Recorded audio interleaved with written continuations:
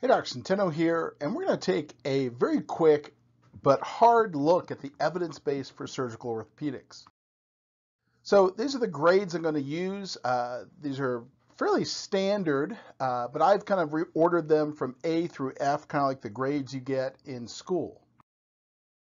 So orthopedic surgery grades. A is the best, F is the worst. Arthroscopic debridement and knee arthritis, F.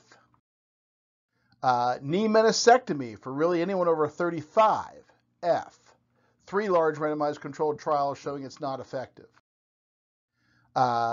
Knee replacement, A or F, because we have 1 randomized controlled trial showing that it kind of works, but the number to treat to get a 15% functional improvement or more was 5 to 6, which really sucks. ACL reconstruction for a tear. Well, a big meta-analysis couldn't conclude that surgical outcomes were better than conservative outcomes, so that's why I have it as F question mark.